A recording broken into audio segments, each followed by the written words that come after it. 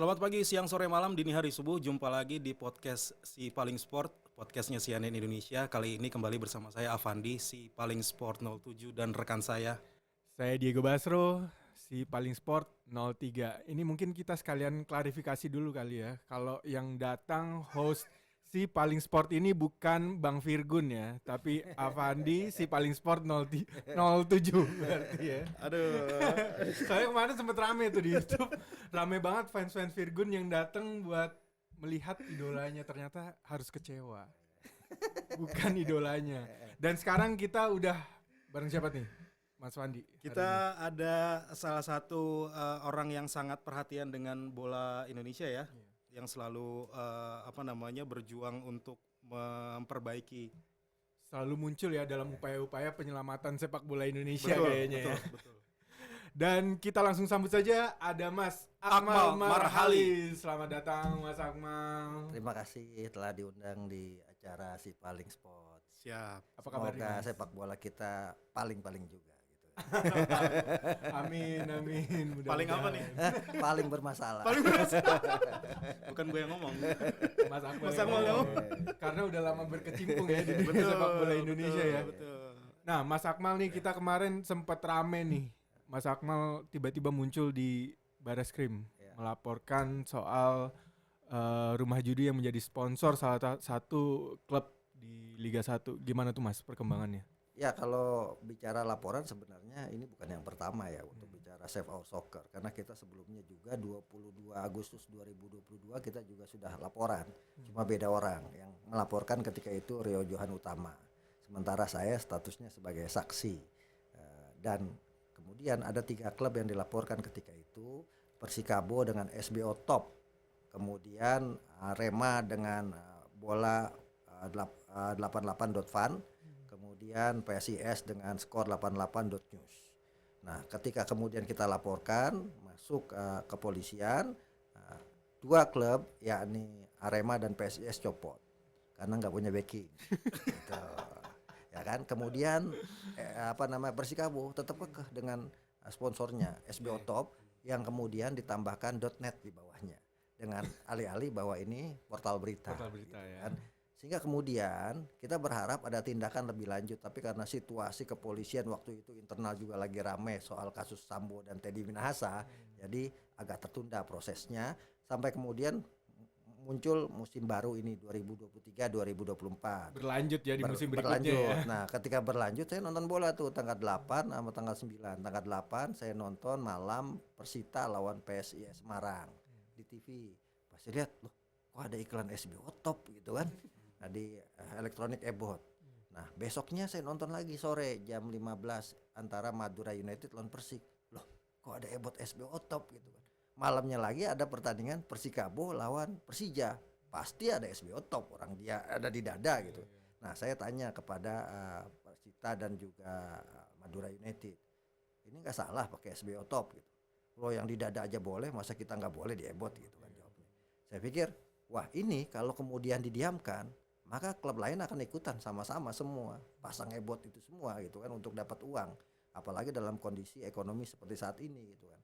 Nah inilah yang kemudian ada kawan-kawan juga bilang, ih gila marak banget iklan rumah judi di sepak bola kita, bebas dari mulai jam 3 sore sampai waktu prime time semua bebas, padahal rokok saja sama minuman keras itu jam 22.00 baru boleh, itu pun tidak boleh menunjukkan rokoknya dan minumannya kan gitu.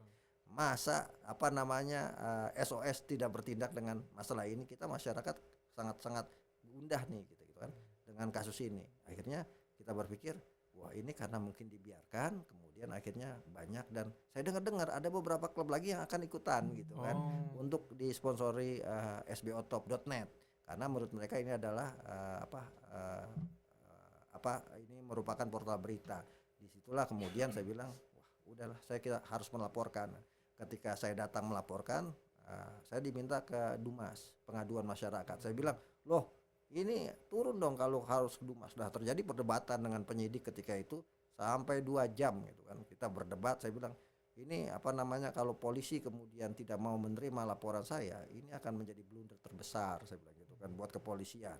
iya kita sudah terima laporan sebelumnya gitu kan, disampaikan oleh penyidik. Jadi kalau Bapak sekarang pulang saja karena nanti kalau kita butuh Bapak kita jadikan sebagai saksi. Loh, saya ini mau jadi pelapor bukan mau jadi saksi gitu kan.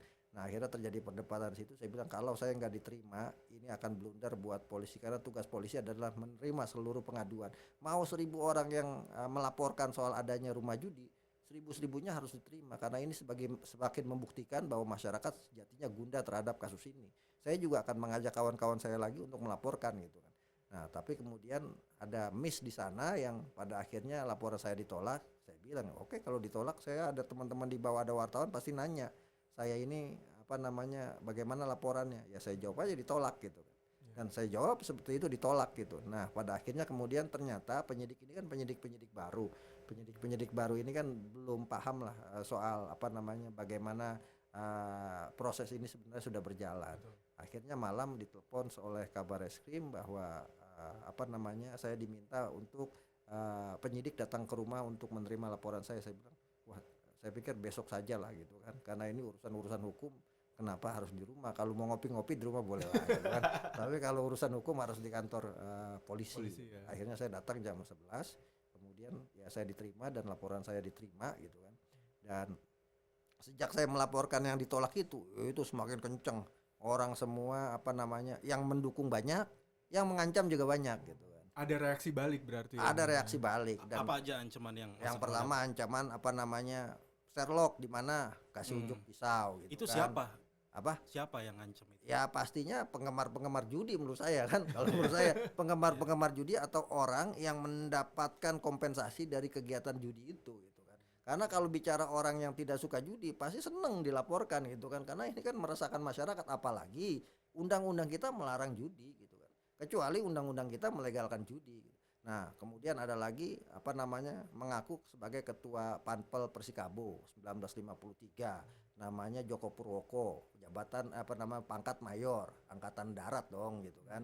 Nah, kemudian mengancam teman-teman yang lain juga bahwa harus dicabut berita-berita tentang SBO Top itu dilaporkan. Oh, ke teman-teman wartawan ke nih, teman-teman wartawan. Dan saya pikir, saya bilang sama teman-teman wartawan gak usah takut, tapi kan wartawan lain nyalinya kan, mereka juga pasti, Mas, bagaimanapun kita nih ya khawatir lah gitu kan, diancam undang-undang ITE kan. Saya bilang, yang mau ngancamnya harusnya saya bilang, saya kan yang melaporkan. Iya, katanya laporan Mas Akmal nggak diterima, ngapain diberitain ya gitu kan. Dan saya pikir ini nggak benar gitu kan. Bagaimanapun posisinya adalah tentara, dan tentara mengancam semacam itu, saya pikir ini akan merusak instansi. Dan saya sampaikan kepada apa namanya, tentara Republik Indonesia bahwa ini nggak benar kalau kemudian ada pihak tentara yang kemudian melakukan ancaman kepada orang yang memberitakan. Bagaimanapun media pasti dilindungi dong, itu kan dengan undang-undang pers. Apalagi yang diberitakan kan benar, bahwa ada orang yang melaporkan namanya Akmal Marhali gitu kan, tidak kemudian membuat berita fitnah dan sebagainya. Kenapa harus diancam undang-undang ITE? Ini yang menurut saya nggak benar gitu. Dan saya berada paling depan untuk membuat ini. Sekarang misalnya siapa yang kemudian berani melaporkan, polisi juga tegar ketika bicara yang dilaporkan apa, Persikabo, PT Cilangkap TNI Jaya, PT-nya tuh kan, siapa yang berani coba gitu kan, ya kan. Tapi menurut saya permasalahannya bukan PT-nya punya siapa, PT-nya namanya apa, permasalahannya adalah judi di Indonesia itu dilarang oleh undang-undang. Artinya apa yang kita sampaikan saat ini, kita lagi jihad untuk menegakkan undang-undang gitu. Kecuali Pak Jokowi kemudian pidato mulai tahun ini judi sudah boleh beredar di Indonesia gitu. Itu lain cerita tuh. Itu lain cerita, silakan saja. Nah, akhirnya setelah diterima saya minta cuma satu, saya minta supaya SBO Top dicopot sampai hukum apa namanya, ingkrah keputusan hukum. Pihak polisian menyatakan kita tidak bisa memaksa karena bagaimanapun mereka beralibi bahwa ini portal berita. Saya bilang nggak logis kalau portal berita. Kenapa? Karena saya punya bukti awalnya SBO Top. Kemudian ketika dilaporkan 22 Agustus 2022, yang lain copot, yang lain bahkan adalah portal berita, ya kan, skor 88.news udah apa namanya udah portal berita. Kemudian juga pihak Arema dengan bola 88.fan udah pasti portal berita gitu. SBO Top itu udah jelas, itu sponsornya Leeds United kalau di Inggris kan, Fulham gitu kan. Nah, kalau kemudian saya bilang kalau mau dibuka situsnya SBO Top, buka saja. emang tulisannya sbotop.net, tapi turunin ke bawah, copyrightnya sbotop.news. Coba buka sbotop.com, coba buka sbotop.com, buka rumah judi. Kontennya ya. Iya, seperti kontennya apa. di situ ada taruhannya kan, apa namanya, Bayangkara melawan Rans, ada itu. Kemudian di bawahnya lagi Persikabo lawan Persija, ada itu taruhan. Bahkan ada partai itu taruhan kita nih, orang lawan orang, satu lawan Individu satu kan ya. per individu, ya. Individu berindividu. Artinya bola kita selama ini ya jadi tempat taruhan, dan ini nggak benar gitu kan. Jadi wajar kalau kemudian banyak kasus pengaturan skor dan sebagainya, indikasinya di arah sana bahwa judi sangat mengatur sepak bola kita, bagaimana hasil proses di akhirnya gitu kan. Dan apa namanya, ini yang kita amati sepak soccer sejak 2010 ketika ada Permendagri yang melarang APBD digunakan untuk klub profesional. Ya. Nah, ketika itu kan klub-klub sepak bola Indonesia bingung karena biasa pakai duit APBD berapapun dihabiskan gitu kan. Sekarang harus berupaya untuk mencari uang sendiri untuk membiayai operasional klub. Datang bandar-bandar judi gitu. Ada yang dari Singapura, ada yang dari Malaysia, ada yang dari Eropa Timur, ada yang Cina gitu. Bahkan saya bersama Sepak Soccer sudah pernah mengungkap beberapa bandar-bandar itu semua gitu. Tapi kan ini tidak pernah dieksekusi dengan baik oleh PSSI sebagai pemegang mandat tertinggi mengelola sepak bola di Indonesia maupun oleh kepolisian gitu. Nah, sehingga kemudian kita dorong untuk kemudian dieksekusi dengan sebaik-baiknya. Dan laporan diterima, kemudian yang untuk 22 Agustus 2022 sudah masuk pada tahap gelar perkara. Dan kita berharap ini bisa dieksekusi dengan baik, karena ini akan mengangkat nama, harkat dan martabat polisi juga gitu kan. Ini si malakama sebenarnya buat polisi. Betul. Kalau kemudian diendapkan akan jadi masalah, diangkat juga jadi masalah sebenarnya gitu kan. Tapi gini Mas, sebenarnya yang gue bingung tuh pengawasannya gimana? Karena kan gini, sebelum pertandingan itu kan yang namanya match commissioner pasti dia tahu dong jersey yang akan digunakan, dan itu jelas-jelas ada.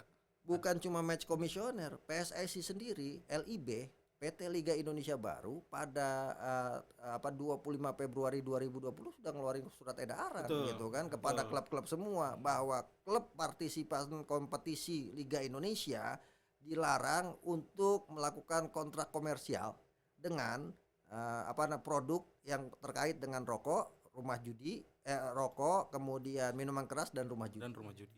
Artinya ketika surat edaran itu dikeluarkan, larangan itu dikeluarkan, ada tanggung jawab juga dari PT Liga Indonesia dan PSSI untuk mengingatkan kepada anggotanya yang kemudian mengambil sponsor-sponsor yang terkait dengan 3 produk itu gitu. Berarti kalau masih ada yang lolos gini, pembiaran namanya. Dan pembiaran ada resiko hukumnya dong gitu kan. Sekarang kita punya anak nih, atau kita di ruangan ini ada tulisan dilarang buang sampah atau dilarang merokok, kita merokok pasti dihukum dong, ada konsekuensi hukum yang kita terima. Jadi PT LIB, PSSI punya konsekuensi hukum ketika membiarkan itu semua gitu kan, apalagi ada undang-undang negara, termasuk misalnya pihak kepolisian kalau mendiamkan ada konsekuensi hukum karena mereka adalah penegak hukum. Tapi saya melihat bahwa Pak Irjen Polisi Asep Edi Suheri yang sekarang jadi Wakabareskrim punya komitmen kuat untuk membenahi ini semua, karena kebetulan beliau ini juga Ketua Satgas Mafia Bola. Artinya kasus ini dilimpahkan ke Satgas Mafia Bola. Betul, dan akan dituntaskan, ditambah lagi ya kasus-kasus lainnya termasuk yang lagi ramai sekarang kan pungli wasit dan sebagainya gitu kan. Nah, ini harus diberesin karena kalau tidak diberesin sampai kapanpun sepak bola kita nggak akan pernah berprestasi. Nah, berbicara soal Bareskrim juga kan yang rame soal pungli di seleksi wasit.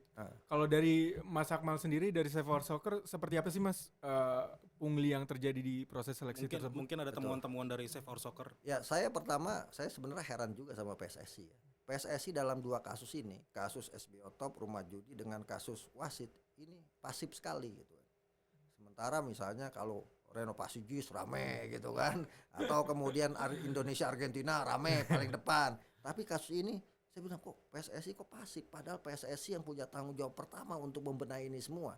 Nah, inilah yang problem utamanya adalah soal pungli ini. Saya pikir harus dibuka dan istilahnya ya, di kolamnya ini harus dikuras. Karena ini ekosistem yang tidak sehat.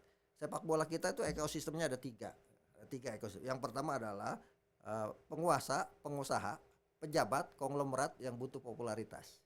butuh elektabilitas, butuh apa ya istilahnya, butuh diangkat citranya, panggungnya, Butuh mendapat sorotan panggung, lah ya. butuh sorotan, sehingga kemudian masuk nih.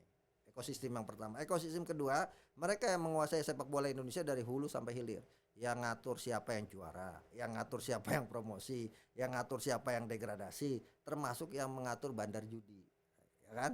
Nah, termasuk yang mengatur siapa wasitnya, termasuk mengatur bisnisnya, memonopoli bisnisnya.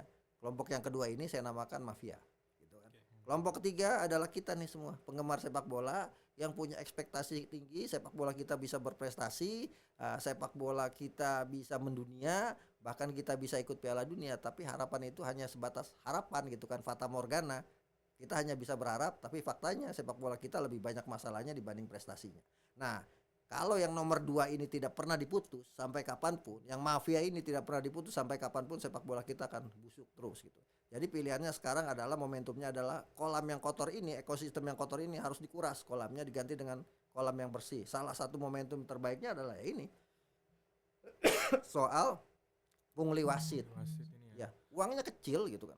Saya bisa tahu itu karena banyak wasit yang melapor dan mereka percaya kepada Sepak Soccer untuk mengungkap ini semua. Makanya kemudian ada rekaman di handphone saya nih, banyak benar rekaman pembicaraan, bukti-bukti transfer juga ada. Kita tinggal menunggu respon dari PSSI. Saya sih berharap PSSI membentuk tim pencari fakta. Karena dengan membentuk tim pencari fakta, ini saya yakin dan saya jamin wasit-wasit yang kemarin bicara kepada saya akan datang ke kantor PSSI untuk menemui tim pencari fakta dan mengungkap semuanya. Karena kebusukan ini harus segera dibongkar, karena kalau tidak sepak bola kita ini tidak akan bisa jadi lebih baik. Artinya ini ada istilahnya ada apa ya? Ada penyakit kanker yang harus diamputasi. Kalau temuan dari Save for Soccer sendiri seperti apa sih Mas praktek-praktek di pungli wasit ini? Ya awalnya kan kita berharap benar ketika Pak Erik menyatakan kita mendatangkan instruktur dari Jepang. Ada Ogawa, kemudian Nagi yang merupakan hasil kerjasama dengan Japan Football Association datang ke sini untuk melakukan seleksi wasit, penyegaran wasit 15 sampai 16 Juni 2023. Nah, itu kita pikir wah ini benar nih, serius nih gitu. Karena sebelum-sebelumnya seleksi wasit itu formalitas gitu. Kenapa saya katakan formalitas? Ada wasit berbadan 2 aja bisa memimpin pertandingan. Nah, ada yang kayak Fandi gitu kan, yang larinya nggak kuat masih bisa memimpin pertandingan gitu kan. Akhirnya terlihat di lapangan ya Mas kualitas kepemimpinannya seperti akhirnya, apa? Ya, akhirnya kelihatan di lapangan. Nah ini apa? Ya itu karena ada uang istilahnya ya uang pelicin lah dan sebagainya. Dan semua formalitas. Nah ketika kemudian datang Ogama dan Nagi, banyak wasit yang nggak lolos, bahkan wasit FIFA nggak lolos kan, karena dia tidak mempersiapkan diri untuk tes fisik. Jadi tesnya ada 3, ada tes fisik, bobotnya 60. Kemudian ada law of the game, tes tulis, bobotnya 20. Kemudian ada tes video, bobotnya 20. Yang sayangnya menurut saya ada satu yang kurang, harusnya ditambahkan lagi tes psikotes. Karena ini penting psikotes gitu kan. Bagaimana untuk mengetahui seseorang itu mampu mengambil keputusan dengan cepat dalam situasi yang sempit dan Penuh dalam tekanan penuh juga, tekanan. ya. Itu kan psikotes yang paling gampang itu, dan itu tidak ada gitu. Nah tadinya banyak yang tidak lolos dalam tes fisik gitu, karena dipimpin langsung oleh Ogawa dan juga Nagi, sehingga kemudian banyak yang tidak lolos. Tapi kemudian kan nilai ini diserahkan kepada instruktur lokal yang dipimpin oleh Pak Purwanto, kemudian anggotanya ada Alil Rinenggo, ada Jajat Sudrajat, ada Haryanto di sana, ada Riswanda di sana, kemudian ada Fahrudin Kahar, kemudian ada Ai Daud di sana. Nah, itulah kemudian akhirnya orang berupaya untuk bisa lolos. Caranya apa? Ya udah ada ruang nih gitu kan. Bisa nggak dikatrol nih yang tadinya nggak lolos di fisik bisa dibikin katrol lolos. Kemudian ada beberapa wasit berinisiatif, ada AP, kemudian JN, FF, RM, kemudian HC, HD, kemudian berinisiatif untuk mengumpulkan uang agar bisa kemudian dikatrol. Pilihannya 500.000 untuk tes fisik yang bisa dikatrol dari kemudian nggak lolos menjadi lolos. Kemudian yang kedua untuk tes law of the game, dikasih kunci jawaban. Nah ini kemudian kita temukan datanya, ternyata dari wasit Liga 1 ada 7 wasit yang nilainya 100 law of the game, nilainya 100 gitu kan. Padahal 3 pekan ini banyak sekali Nah, itu banyak dia. pembicaraan Iya. kontroversial ya. Terus ada ada 9 asisten wasit yang nilainya 100. Dan di antara itu semua yang saya sebutkan inisial tadi itu semua, yang ngumpulin duitnya itu nilai 100 semua, gitu kan? Dan yang lucunya, yang kemarin banyak bermasalah, yang nilai 100 semua. Ketika salah mengambil keputusan harus tidak penalti jadi penalti, harus tidak offset jadi offset, itu yang nilai 100 semua. Dari wasit Liga 2 itu ada 2 wasit yang nilainya 100 dan 3 asisten wasit nilainya 100. Tapi kan ini belum bekerja, ya kan?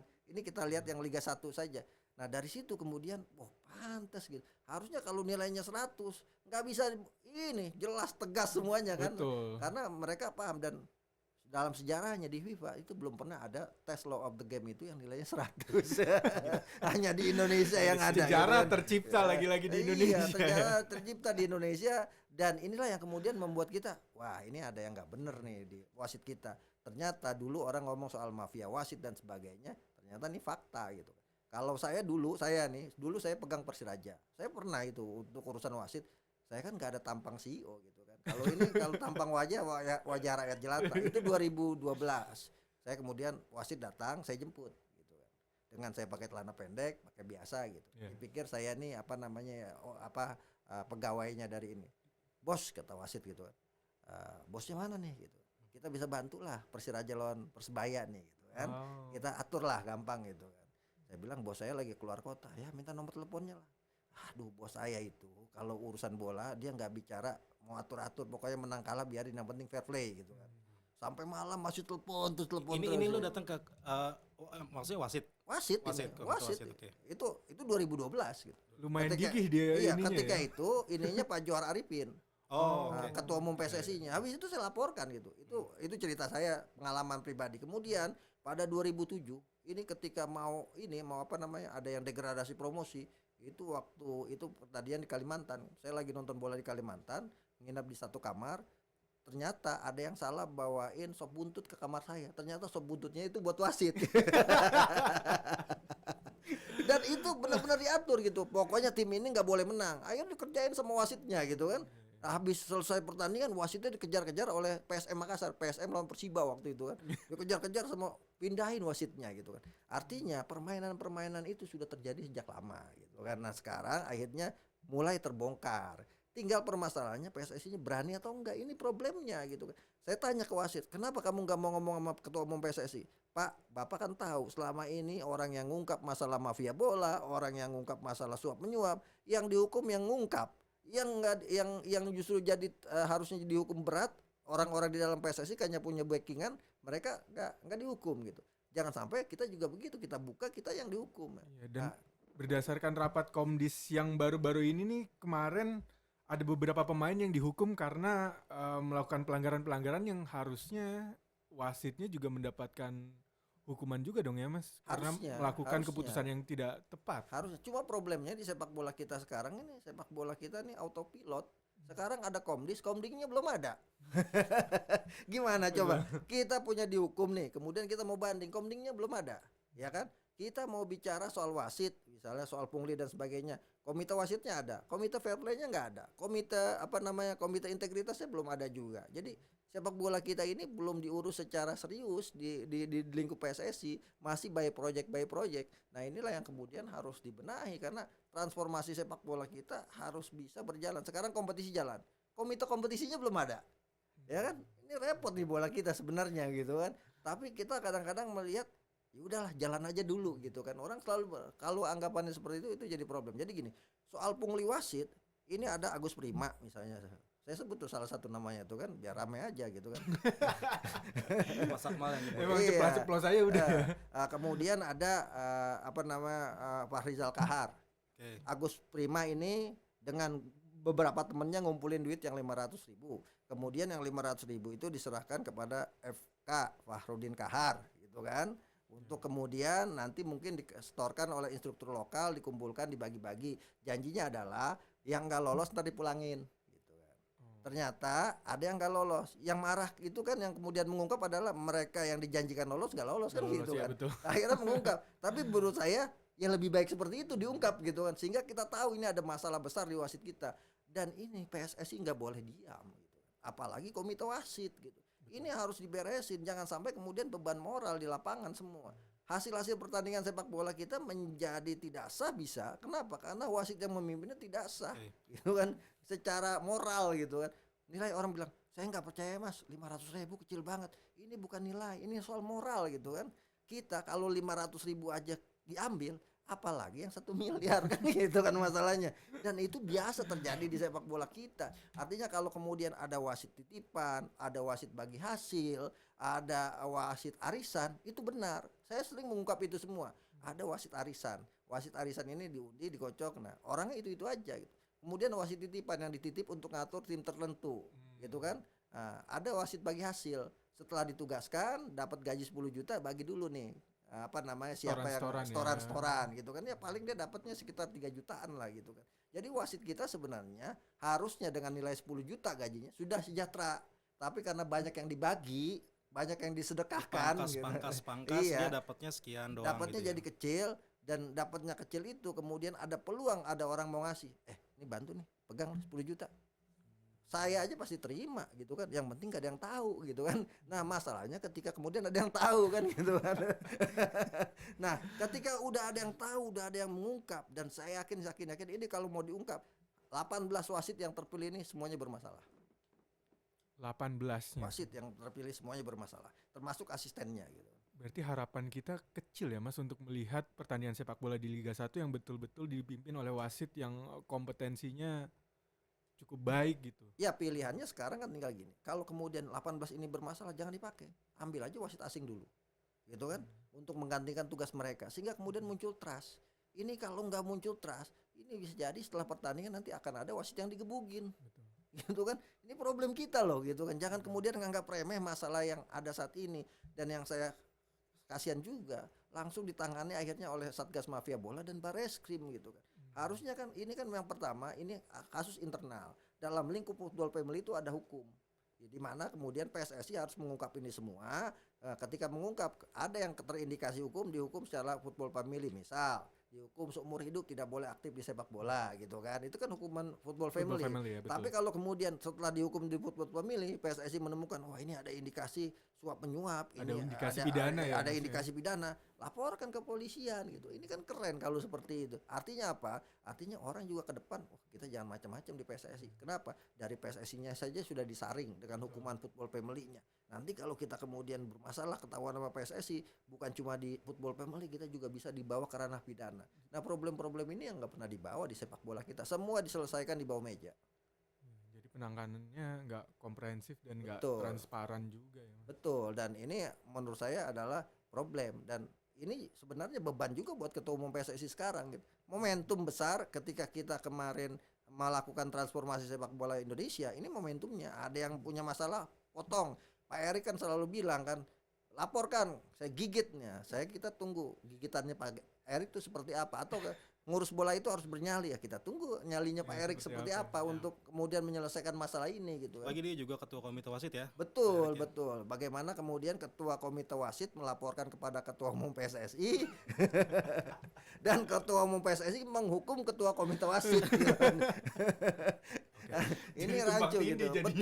Betul. Dan saya pikir awalnya niatnya Pak Erik bagus karena memang mungkin 14 anggota komite eksekutif yang ada mungkin tidak dipercaya oleh publik. Dia tampil di depan karena dia merasa paling dipercaya oleh publik, tapi akhirnya tidak ada yang layernya, akhirnya jadi problem sekarang. Makanya ketika problem ini muncul, Pak Erik harus tampil paling depan untuk menuntaskan ini semua. Harus menunjukkan kegeramannya dengan sebuah tindakan yang dia nyata ya, Pak Erik itu nggak punya dosa masa lalu gitu kan. Jadi sebenarnya asik aja untuk kemudian sikat-sikatin, bersih-bersihin gitu. Sekjennya bermasalah ganti gitu kan. Jangan ditunda-tunda gitu. Tapi komitmen Pak Erick Thohir menurut Mas Akmal sejauh ini gimana? Harus diuji kalau untuk yang ini ya, gitu kan. Kalau yang lain satset luar biasa gitu kan. Tapi kalau untuk pembersihan masalah mafia wasit, masalah judi, masalah pengaturan skor, kita harus butuh pembuktian karena memang yang kita lawan ini mafia gitu kan. Yang sudah mengakar yang juga di sepak bola Indonesia gitu ya, kan. Bahkan ya kalau mafia itu kan ada istilahnya tali rafia, tali sapatu gitu kan. Para mafia selalu bersatu dalam berbagai masalah, mereka harus bersatu semuanya, dan ini problem gitu kan, problem yang harus dibenahi. Italia bisa membenahi itu semua dan hasilnya juara dunia gitu kan. Indonesia harus bisa, jangan kemudian didiamkan sehingga kita jangankan juara dunia, juara AFF aja nggak bisa gitu. Kenapa? Karena nggak pernah diselesaikan masalahnya. Dan ini paling gampang, tangkap saja orang-orangnya semua, kemudian kasih hukuman sesuai dengan undang-undang hukum pidana, kemudian bikin yang baru. Dan saya yakin banyak orang yang punya cita-cita besar jadi wasit gitu. Wasit ini kan profesi. Betul. Nah, ketika kemudian profesinya dihargai dan dikerjakan secara profesional, pasti akan mendapat apresiasi gitu. Tapi kalau kemudian dilacurkan, ya harus terima konsekuensi gitu. Dan pungli wasit ini harus diungkap dan harus ada yang jadi tersangka dan harus ada yang bertanggung jawab terhadap ini semua. Karena ini merusak moral sepak bola kita.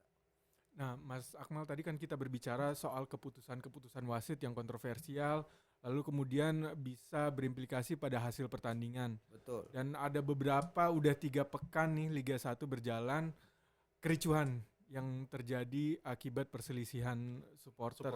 Ya. Pertama di pertandingan PSM PSM Dewa lawan United. Dewa United, terus ada pengeroyokan juga di pertandingan Persis lawan Persebaya. Terakhir ada Persik. Persik Kediri lawan Arema. Arema ya. Yang supporter Arema datang ya. Betul. Iya, Arema 3 juga. pekan, 3 masalah 3 supporter masalah. gitu kan. Supporter Persis Solo itu ribut antar sesama supporternya sendiri karena dalam kondisi mabok gitu kan. Ditangkap polisi, ada 6 orang ditangkap dalam kondisi mabok, ngambil motor temennya gitu kan. Nah, ini kan problem. Harusnya dalam FIFA Safety and Security Stadium Regulation itu orang yang mabok nggak boleh masuk stadion. Itu aturannya gitu kan. Artinya aturan regulasi tentang FIFA Safety and Security Regulation-nya itu tidak dijalankan dengan benar.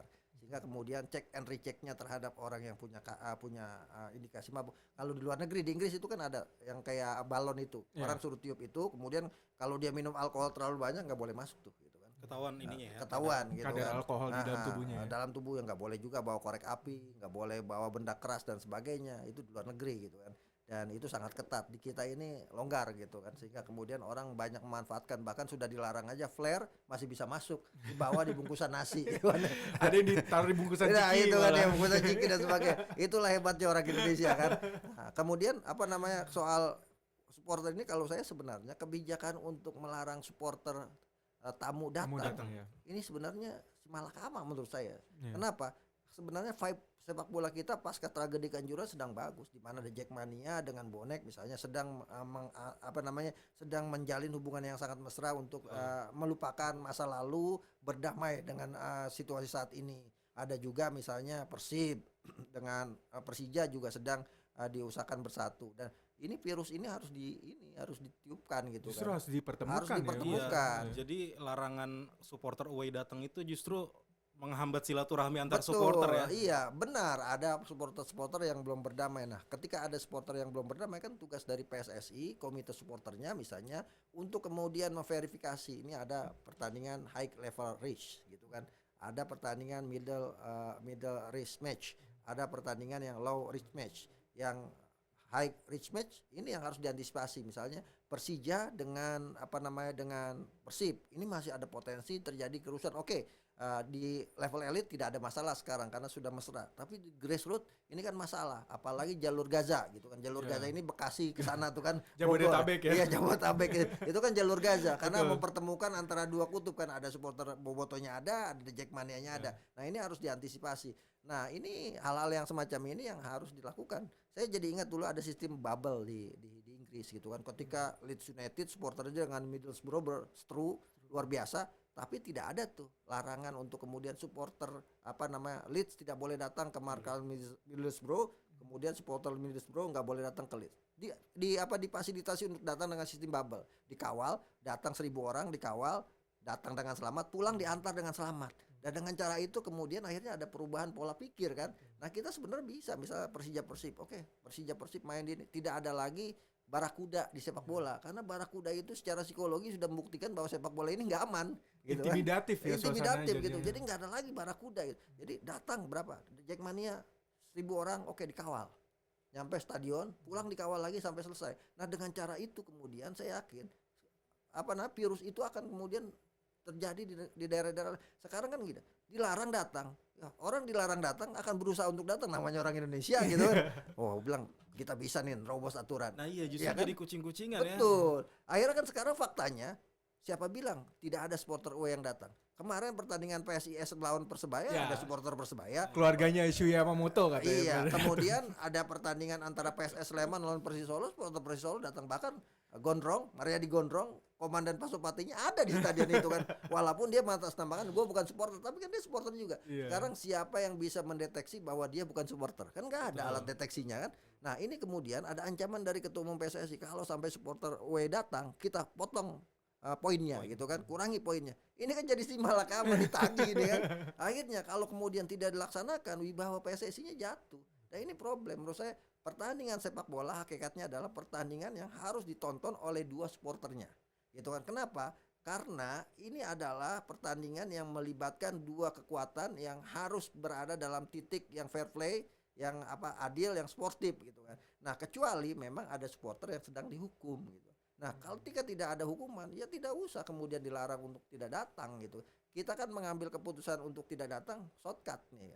Sekarang kan bagaimana kemudian misalnya ya Persita lawan Persebaya. Kan di sekitaran Tangerang ada orang Surabaya. Ya kan? Betul. Yang pasti akan datang nonton. Ya seperti kasus kemarin kan, kasus Persik Kediri sama Arema. Ya kan?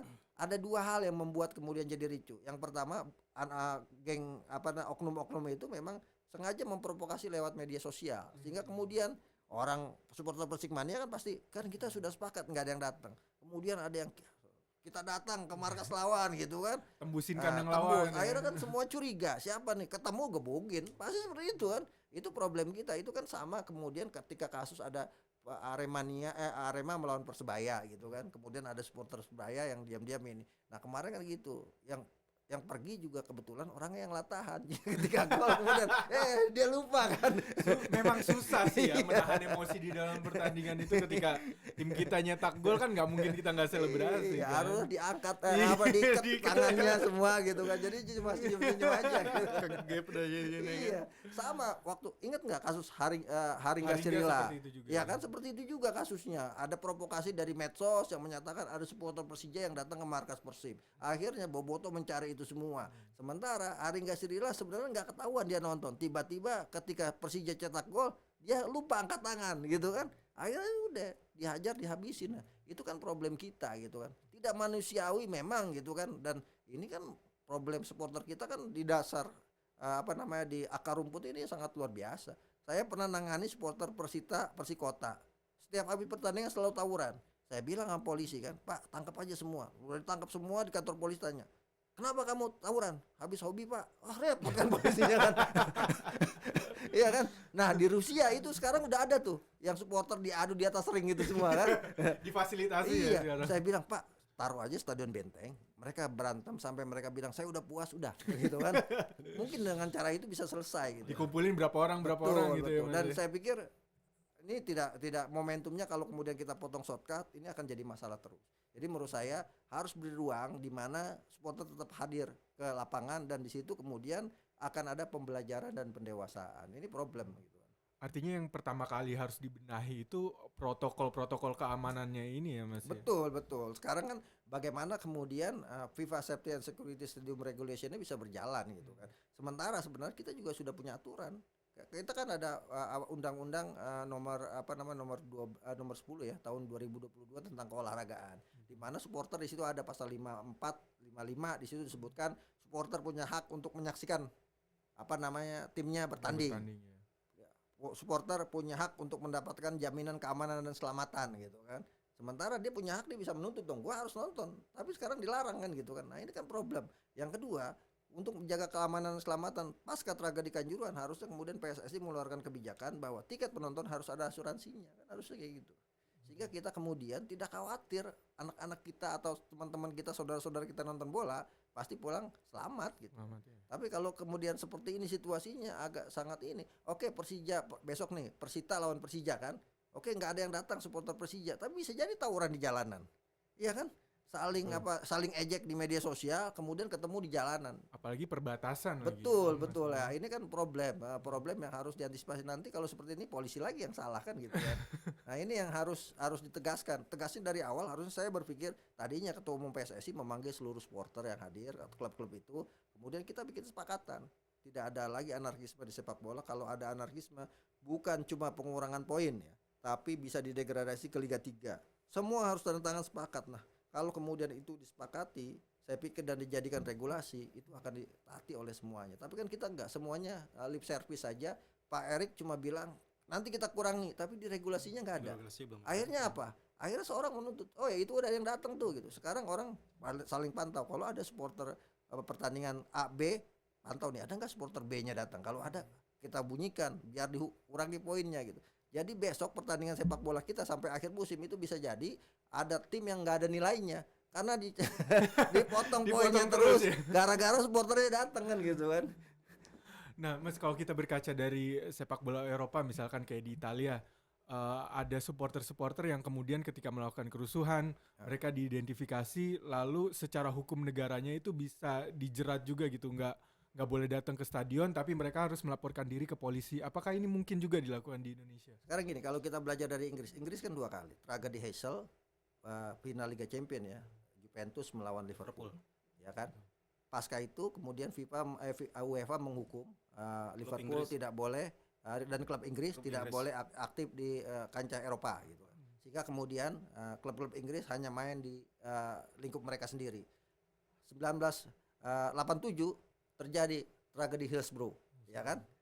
Liverpool lawan Nottingham Forest, semifinal kalau nggak salah Piala FA kan. Habis itu apa yang dilakukan oleh Inggris? Mereka mengumpulkan seluruh stakeholder bola, kemudian keluarlah yang namanya Football Spectator Act, regulasi supporter dan sebagainya, yang mengatur semua kebijakan-kebijakan. Hasilnya apa? Inggris yang dulu hooliganismenya terkenal di dunia, kalau kita kan supporter kita nakalnya terkenalnya cuma dalam negeri, belum di luar. Inggris ini di dunia gitu. Tapi kemudian bisa menciptakan budaya sepak bola yang luar biasa, bahkan Inggris menjadi negara pertama yang industri sepak bolanya bisa disaksikan tanpa pagar Betul, pembatas kan setelah gitu. Hillsborough itu Setelah Hillsborough itu dilepas. artinya sekarang kita nyontek aja lah gitu kan. Kalau kita nggak bisa bikin kata-katanya sulit, ambil yang punya versi bahasa Inggris terjemahin. Google Translate Iya, aja. Google Translate aja untuk dilaksanakan. Problem kita kan kita jago bikin aturan tapi kita lemah dalam pengawasan dan implementasinya, itu yang menjadi problem kita. Kita sudah bikin kesepakatan tidak boleh lagi ada masalah, ada regulasi tapi regulasinya tabrak. Siapa yang kemudian harus bertanggung jawab? Ya PSSI sebagai induk organisasi karena dia teladan buat anggotanya. Ketika PSSI-nya saja tidak tunduk terhadap undang-undang yang dibuat, jangan pernah berharap anggotanya bisa tunduk terhadap undang-undang yang ada. Oke. Kita tinggalkan supporter. Gimana? Ya, tadi wasit kan kita Wasit udah bahas, udah. supporter udah. Nah, kalau kita berbicara soal pembangunan sepak bola dalam suatu negara, itu kan fondasinya salah satunya adalah pembinaan usia muda, Ya. Mas Akmal. Di mana kita akan menggelar Piala Dunia U17, tapi kompetisi Kelompok umurnya kelompok umurnya masih belum jelas nih. Kalau dari Mas Akmal sendiri, melihatnya seperti apa, Mas? Kalau saya bicara atas nama pemikiran saya tuh sebenarnya nggak usah terima lah tuan rumah Piala Dunia U17. kenapa emang Kita nggak siap. dari segi apa nggak siap? Dari yang pertama karena momentumnya pelaksananya berbarengan dengan agenda politik. Oke. Ini kan pasti konsentrasi terpecah. Di mana agenda politik pasti akan mendapat perhatian serius dari pemerintah. Sementara kita ada Piala Dunia yang juga menjadi perhatian dunia gitu kan. Jangan sampai kemudian terjadi benturan kita sudah ngalamin kemarin Piala Dunia U20. Itu masih jauh jaraknya. Itu aja sudah berantem gitu kan. Apalagi sekarang gitu. Oh, Piala Indonesia lawan Argentina aja uji coba aja kemarin sudah ditunggangi oleh kepentingan politik. Ada partai yang datang pakai seragam partainya nyanyi-nyanyi gitu kan. Apalagi nanti Piala Dunia bisa jadi misalnya ada di 6 kota, ada yang calon gubernur, ada calon wali kota gitu kan, ada calon presiden, semua tampil di panggung itu gitu kan. Jadi yang rame sebenarnya kampanye politiknya dibanding Piala Dunianya. Rebutan panggung Iya, rebutan jadinya. panggung. Nah, ini repot gitu. Apalagi kalau FIFA kemudian tahu ini semua, bisa jadi kita batal lagi jadi tuan rumah. Kita kan udah 2 kali batal nih. Piala Dunia U20 batal, World Beach Games. batal juga, yang sampai U17 batal. Jadi menurut saya momennya tidak tepat kita jadi tuan rumah. Kalau infrastruktur kita siap, tapi SDM juga kita masih lemah. Kemudian yang paling parah adalah ya itu karena benturan dengan agenda-agenda sebelumnya yang dimana kita belum siap. Kalau Piala Dunia U20 kan tim nasionalnya kita udah siapin jauh-jauh hari. Bahkan sejak terpilih pada 2019 kita udah nyiapin tim nasional. Walaupun kemudian pertama angkatan Egy batal karena Piala Dunia 2021 Covid batal. Iya. Kemudian angkatan baru lagi gitu kan, batal lagi gitu. Nah sementara ini kita U17 nggak punya. Argentina yang juara dunia 6 kali gitu kan, yang juara dunia 6 kali U20 dapat hibah untuk jadi tuan rumahnya, nggak bisa berbuat banyak tim Betul. nasionalnya kan, Argentina, apalagi Indonesia gitu kan. Apalagi sekarang seleksinya sampai 700.000, 900 orang, 1.000 orang untuk seleksi dan sebagainya. Ini kan banyak momentum-momentum yang sebenarnya hilang gitu. Problemnya apa ya? Kita itu pembinaan kita belum serius dilakukan gitu. Iya, bingung seleksinya. Soalnya liga kelompok umurnya Tidak ada. nggak ada. Tidak ada. Dan kita punya misalnya Garuda Select itu juga kan terbatas juga. Waktu itu seleksinya juga terbatas. Nah, ini sebenarnya problem. Jadi kalau kemudian jangan sampai kita jadi tuan rumah kemudian kita jadi bulan-bulanan gitu. Walaupun kita punya rekor kalau kita jadi tuan rumah kan, kita sudah tampil di seluruh level Piala Dunia, mengalahkan negara-negara ASEAN lainnya. Kita pernah tampil di Piala Dunia Senior 1938 atas nama Hindia Belanda. Kita pernah tampil Piala Dunia U20 1979 di Tokyo. Kemudian kita dibantai Argentina 5-0, Yugoslavia 6-0, Polandia 6-0, Yugoslavia 5-0. Nah, sekarang Piala Dunia U17 gitu. Nah, jangan sampai kita juga jadi bulan-bulanan gitu. Nah, ini kan problem yang kita hadapi. Kalau saya sih simpel aja gitu kan. Kenapa saya katakan kalau kita mau komitmen ambil Piala Dunia U17, jangan ada PDIP lah gitu. PDIP-nya maksudnya Piala Dunia isinya politik, bukan Partai Demokrasi Indonesia Perjuangan. Disclaimer dulu nih. Iya, dan itu harus ada dari awal sekarang. Pak Jokowi harus manggil partai-partai politik untuk kemudian berkomitmen bahwa kita jangan jadikan Piala Dunia U17 sebagai panggung politik. Kita jadikan Piala Dunia U17 ini sebagai fondasi dasar untuk transformasi sepak bola Indonesia. Jadi semua yang datang benar-benar untuk sepak bola, bukan untuk pencitraan, bukan untuk naikin elektabilitas dan sebagainya. Ini harus dari awal sekarang harus dibicarakan. Kemarin aja Pak Jokowi kan akhirnya kalah kan, ya kan? Udah siap semuanya, tiba-tiba gara-gara Israel batal gitu kan. Dan yang membatalkan kan orang-orang politik juga. Nah, ini jangan sampai nanti terjadi seperti itu, ditambah lagi kita belum siap tim nasionalnya. Nah, ini soal Piala Dunia U17 JIS rame-rame terus. Permasalahannya menurut perspektif SOS di mana sih? Ya permasalahannya karena digiring ke politik itu. Kalau menurut saya ya gitu kan. Kenapa? Ya sekarang kemudian sebenarnya kalau dibicarakan kumpul semua duduk, ini loh ada standar FIFA yang harus kita benahi bersama-sama, JIS ada permasalahan ABC yang harus kita perbaiki bareng-bareng gitu kan. Saya pikir nggak akan rame itu. Oke gitu kan. Apalagi pakai uang negara kan gitu. Kenapa? Karena pastinya di renovasi ini bukan kepentingannya buat Piala Dunia saja, kan buat kedepannya gitu kan. Nah, ini kan yang kemudian jadi ramai ketika kemudian misalnya ada diksi-diksi berbau politik gitu yang dimunculkan, atau kemudian ya standar FIFA tapi yang ngomong bukan orang FIFA gitu kan. Yang ngomong vendor rumput. Yang vendor rumputnya kemudian waktu itu kalah untuk untuk tender mengambil rumput JIS, ya wajar akhirnya pada ribut kan. Sebenarnya saya yakinnya jangankan kemudian JIS ini direnovasi rumputnya atau kemudian pagar pembatasnya atau pintu masuknya dipindahin ke Pulau Seribu juga orang terima gitu kan. Kalau kemudian dibicarakan dengan baik untuk kepentingan bangsa dan negara kan gitu. Nah, ini problemnya seperti itu. JIS-nya rame politik gitu. Sampai Buroh Hapot juga ikut-ikutan main politik menurut saya. Saya melihat Buroh Hapot itu ikut-ikutan main politik. Sebelumnya dia pasang JIS, ya kan? Tiba-tiba dicopot, keluarin surat, dipasang lagi gitu kan. Dan penjelasannya orang Indonesia kan nggak bisa dijelaskan dengan normatif gitu kan. Yang urusan Piala Dunia aja terjemahannya banyak waktu itu kan. Banyak interpretasi. Iya, banyak interpretasi. Macam-macam. Nah, ini Buroh Hapot juga ada hal-hal yang tidak sesuai dengan apa yang diharapkan, yang direncanakan oleh Buroh Hapot gitu kan. Nah, orang tanya apa yang nggak sesuai? Apakah rumputnya? Gitu kan. Muncul perdebatan lagi. Apakah pintunya? Apakah ceiling atapnya yang kemudian tidak sesuai standar karena mobil tidak bisa masuk? Apakah kemudian akses transportasinya? Kan ini akhirnya ada kemudian yang datang bilang, wah ini kita harus buka nih atapnya gitu kan. Wah, renovasi sampai atapnya kan repot kan. Padahal yang dibutuhkan di sepak bola untuk standar FIFA itu yang penting rumputnya hijau, rumputnya boleh di sintetis boleh, kemudian hibrid boleh, alami boleh. Yang penting rumputnya rata, bagus dan titik pantul bolanya sesuai dengan standar itu aja sih sebenarnya. Nah, kalau dari Save Our Soccer sendiri melihat apakah JIS ini sudah memenuhi standar-standar tersebut? Karena kan kemarin sempat dibilang akses transportasinya masih bermasalah dan lain-lain. Kalau akses transportasi bukan cuma JIS ya. semua stadion yang dibangun oleh orang Indonesia semuanya bermasalah untuk akses transportasinya. Kenapa? Karena kita kan rata-rata bangun stadion di daerah pinggiran. Betul. Pakai contoh misalnya, dulu Stadion Gelora Jakabaring, saya ingat tuh karena 2004 saya liputan PON. Ya. Itu daerah ini ya persawahan dan Sawah-sawah. sebagainya kan, tempat orang buang anak kan gitu kan, buang tuyul. Ya di situ kan. Tapi kan sekarang lama-lama aksesnya diperbaiki, akhirnya jadi bagus. Sama lah, dulu bangun Gelora Bung Karno Senayan kan pasti aksesnya nggak ada gitu kan. Nah, kemudian Gede Bage misalnya kan, Gelora Bandung Lautan Api, aksesnya juga awalnya nggak ada. Bahkan sekarang baru mau dibuka dari pintu tol yang langsung masuk ke Gede Bage. Lukas NMB, ya kan? Nggak ada aksesnya juga awal. Bahkan sekarang misalnya stadion-stadion di Kalimantan Timur bahkan menjadi bisa menjadi museum kali, jangan-jangan kan nggak dipakai setelah dibangun gitu kan. Karena banyak yang kemudian pasca dibangun stadion justru pejabat-pejabatnya masuk penjara kan pakai rompi kuning.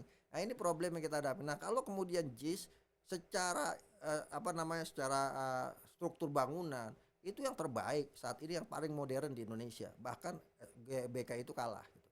Cuma kan masalahnya maintenance-nya apakah bagus atau tidak. Ada hal-hal yang perlu dibenahi, aksesibelnya itu, transportasi itu kan. Jadi gimana orang bisa datang ke stadion di mana itu wilayah kumuh tapi kemudian bisa aman. Kalau kemudian ribuan orang datang ke situ dengan akses satu pintu, ya repot lah. Kecuali tidak ada apa-apa, orang Indonesia kan nakal-nakal. Ya kan, dibikin gesekan dikit ribut, selesai itu semua. Nah, tinggal bagaimana misalnya penonton datang parkir di Ancol, parkir di Kemayoran. Dari situ kemudian naik bus, shuttle bus atau tram lah kayak di Eropa gitu kan.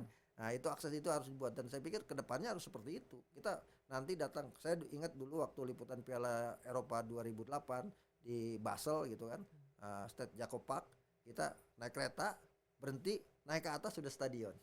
Nah, di JIS itu ada kereta tapi keretanya Agak jauh. iya, agak jauh kan. Ya. Terus abis itu ada ini semua bangunan-bangunan kumuh kan, ada celana dalam lah dijemur dan makanya itu di JIS tuh kan. Tapi ya kalau bicara infrastruktur stadionnya itu yang terbaik saat ini di Indonesia kan. Saya pernah naik ke atasnya ada jogging track.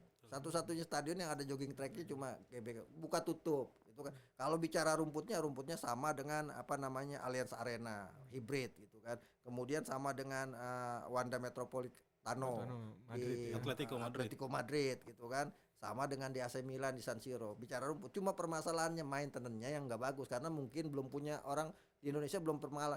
Satu-satunya stadion yang merupakan rumput hybrid di Indonesia baru JIS. Hybrid itu perpaduan antara alami dengan sintetis. Nah, hybridnya JIS ini 95% itu rumput alami zosia material. 5% itu rumput sintetis yang limonta. Gitu. Limontanya dari Itali, rumput zosia Montrealnya dari Boyolali gitu kan. Produk Indonesia dan itu yang terbaik, tapi permasalahannya karena sorotan matahari kemudian ini sehingga kemudian perawatannya tidak begitu maksimal, kelihatan menguning. Jadi sebenarnya yang harus dibenahi di JIS itu tinggal maintenance-nya aja gitu. Kalau segala sesuatunya udah sangat luar biasa, apalagi ini Piala Dunia U17. U17 itu paling banyak penontonnya 5.000 lah. Gitu. Kecuali yang main Indonesia ya. Ya, kecuali yang main, kalau yang negara-negara lain belum ada yang ngetop gitu kan. Sehingga kemudian tidak begitu ribet dibanding misalnya Piala Dunia Senior. Tapi sama ini akses bisnya juga katanya kan, akses bis pemain tuh nggak bisa langsung ke jadi harus gabung gitu loh. Jadi dia nggak muat di atasnya tuh. Iya. Sama itu katanya yang banyak. Ya sebenarnya kan tinggal dipindahin aja, misalnya kalau di bawah tidak bisa masuk, pindah ke atas tinggal pakai lift. Sebenarnya itu bisa. Itu kalau di Chelsea itu gitu seperti itu kan. Datang bus di luar, kemudian kayak di pintu VIP pemain masuk situ, kemudian naik lift masuk gitu. Bahkan saya waktu di di Soccer City Piala Dunia di Afrika Selatan, itu kan saya nonton finalnya.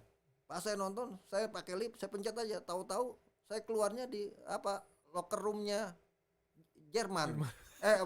Di locker roomnya Spanyol. Saya nonton di Durban, pencet juga masuk locker roomnya Jerman. Habis itu Jerman habis kalah tuh kan. Ketemu Franz Beckenbauer. Saya tanya Franz Beckenbauer, gimana Jerman kalah? Tanya Octopus kata dia gitu. Karena waktu itu dikalahkan sama Octopus. Marah bener. Habis itu apa? Pekahaman. Ini mana? Dibawa saya kan, diseret karena nggak boleh. Itu kan akses yang clean untuk siapa orang dibawa. Cuma kita kan blow on aja. Kita nggak tahu. Kalau ini. Nah, problemnya bisa jadi di kita juga seperti itu juga nantinya. Nah, itu yang kemudian harus ada pembenahan. Saya pikir pembenahan tidak besar lah beberapa hal. Jangan kemudian juga kawan-kawan yang kemudian yang merasa JIS ini adalah dibangun oleh di eranya, saya pikir nggak masalah, orang GBK aja juga direnovasi juga gitu kan. Ya kan? Nanti FIFA datang pasti akan lakukan renovasi. Kemarin buat Piala Dunia U20 misalnya, ketika sudah 6 stadion diterima oleh FIFA sebagai calon tuan rumah, dia datang ke sini, dia lihat stadion Iwayan Dipta belum memenuhi syarat, kan suruh tambahin lagi, ini dibenerin lagi gitu. Jadi sebenarnya hal yang wajar, asal komunikasinya jangan disisip-sisipin ke urusan-urusan politik. Ini sangat sensitif sekali masalahnya, karena tahun-tahun politik. Piala Dunianya 10 November sampai 2 Desember. Sementara di waktu hampir bersamaan ada pendaftaran Capres-Cawapres pada 19 Oktober sampai 25 November. Kalau Avandi nyalon jadi Capres kan, iya kan, nggak bisa liputan juga. Sibuk mencari panggung juga jadi. Harus tugas liputan akhirnya. Kesempatan. Iya, belum nanti Virgon main juga. Repot kan, orang ini Andi wartawan CNN atau ini suaminya Inara Rusli gitu. No comment. Oke Mas Fandi, ini kita udah ngobrol segala macem nih, dari wasit udah, dari Judi, perjudian, bola, pungli, seleksi wasit, ricu supporter Piala Dunia U17 sampai rame-rame JIS. Ya. Nah ini kira-kira dari Save Our Soccer dalam usaha pembenahan sepak bola Indonesia, kira-kira apalagi sih Mas yang perlu kita ketahui tapi belum sempat dibahas sama kita? Komitmen. Sebenarnya simpel aja, untuk membenahi sepak bola kita itu komitmen. Komitmen kita untuk sama-sama berbenah gitu kan. Football is our hope, not our job gitu. Jadi sepak bola itu harapan kita, bukan proyek kita gitu. Sehingga kemudian kalau orang yang berpikir sepak bola jadi proyek, ya jangan kemudian dimasukin jadi pengurus PSSI, yang ada bikin masalah terus gitu. Jadi sepak bola ini ya harapan kita bersama-sama, dan saya yakin kalau kita komitmen, apalagi sekarang kan ketua umum PSSI-nya menteri, orang dekat presiden. Sebenarnya akses dan segala sesuatunya mudah gitu kan. Tinggal itu bernyali atau tidak untuk melawan mafia yang sudah 2 dasawarsa ini berkuasa di sepak bola kita. Dan saya pikir masyarakat akan memberikan dukungan total kalau ketua umum PSSI-nya berani. Tapi kemudian masyarakat juga akan mempertanyakan kalau kemudian ketua umumnya tidak berani kan. Pemilihannya cuma itu. Tapi kalau kemudian apa yang membuat sepak bola kita bisa berkibar ke depan, prestasinya lebih banyak daripada masalahnya gitu kan. Simpel aja. Pembinaan yang hebat, kemudian kompetisi yang sehat, pasti timnasnya kuat. Itu aja. 3 kunci itu. Tapi ngomong-ngomong komitmen, jangan lupa nggak cuma PSSI ya, kita juga supporter harus punya Betul, komitmen. Betul. Jangan sampai kemudian lapangan bola dijadikan kuburan oleh supporter kita. Jadikan lapangan sepak bola itu sebagai tempat hiburan gitu. Sehingga kemudian supporter sepak bola kita datang ke stadion ya untuk menikmati pertandingan, jangan kemudian bawa masalah di rumah. Itu kan masalah ekonomi, masalah percintaan, ya, masalah utang, kemudian dibawa ke lapangan dengan melakukan pengerusakan. Sekarang stadion dibangun nih, kayak JIS udah bangun, udah bagus, bangkunya single seat. Kita nonton, bangku disiapkan untuk didudukin, dia injak, kan itu masalahnya bola kita kan, iya kan. Nah ini kan yang harus kemudian terus disosialisasi, terus diedukasi supporter bola kita, bahwa kalau kita mau maju sepak bolanya, kunci utamanya menurut saya ada di supporternya. Ketika supporternya kemudian bisa kritis dan juga mampu menjaga diri dan menjaga sepak bola Indonesia, saya pikir udah jalan lurus, jalan tol buat sepak bola kita untuk bisa berprestasi. Edukasi supporter, tanggung jawab utamanya ada di mana, Mas Akmal? Yang pertama yang pasti ada di PSSI ya, sebagai organisasi sepak bola, apalagi PSSI punya supporter engagement gitu kan, departemen tersendiri. Yang kedua ya klub. Bagaimanapun klub harus punya tanggung jawab moral kepada supporter gitu kan. Nah, kenapa saya katakan demikian? Jangan sampai supporter hanya dijadikan mesin uang saja gitu kan. Tapi kemudian keselamatan, keamanan, kenyamanannya tidak dijaga. Nah, ini penting, komunikasi segitiga antara PSSI, kemudian klub dan supporter untuk sama-sama menjaga klub-klub mereka, bahwa mereka ini adalah klub yang ya setidaknya jadi role model lah. Kita kan menunggu ada, sebenarnya saya ngelihat kalau koreografi itu kan Sleman kan itu luar biasa koreografinya kan, dan yang bagus-bagus biasanya kan ditiru gitu kan. Nah itu yang gitu-gitu yang ditiru, jangan tawurannya yang ditiru. Iya, karena kan sebenarnya upaya damai kalau dari ketua umum ketua supporternya itu udah udah terjadi gitu. Tapi di bawah-bawahnya ini masalahnya yang Sekarang kan kita kalau bicara Jambore supporter, pertemuan supporter dari tahun 2005 saya liputan bola tuh ada Kopaji Samsu itu setiap tahun dibikin Jambore. Tapi Jamborenya level elit. Kayak kemarin dibikin Presidium Sepak Bola Nasional oleh Menpora pasca tragedi Kanjuruhan. Tapi kan itu perkumpulan level elit juga. Nah, bagaimana elit-elit ini kemudian bisa mengedukasi itu sampai bawah. grassroots, akar rumput gitu kan. Karena permasalahannya kompleks kan di Betul, akar betul. rumput ini. Sekarang akar rumput masalah kompleks, bukan masalah bola doang loh. Sekarang masalah tawuran pelajar. Akhirnya pakai bajunya oranye dianggap di Jackmania gitu kan. Saya aja di sempat di Pasar Kembang itu nonton jalan pakai kaos Persebaya gitu. Wah, bonek nih. Padahal saya orang Betawi gitu kan. Terancam juga nyawa kita gitu. Nah, artinya ini yang hal-hal yang semacam ini yang perlu diedukasi bahwa sejatinya rivalitas hanya 90 menit. Selebihnya kita ini semua saudara gitu kan. Dan kita punya tugas bersama-sama mengawal sepak bola kita menjadi sepak bola yang baik. Artinya setiap stakeholder di sepak bola Indonesia ini memiliki PR-nya masing-masing yang harus diselesaikan ya Mas. Betul. Dan yang paling penting saat ini adalah bagaimana kita menciptakan keadilan sosial bagi seluruh rakyat sepak bola kita. Mantap. Itu sebuah closing yang Nendang pas banget ya. Pas. Karena calon presiden gitu.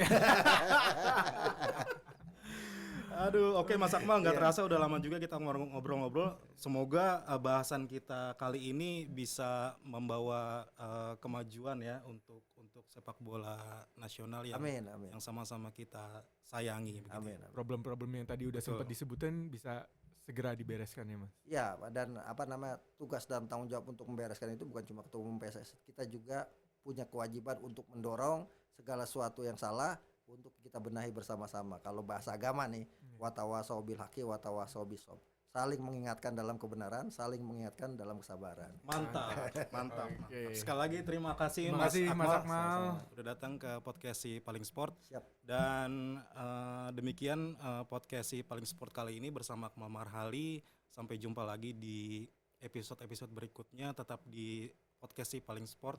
Salam olahraga.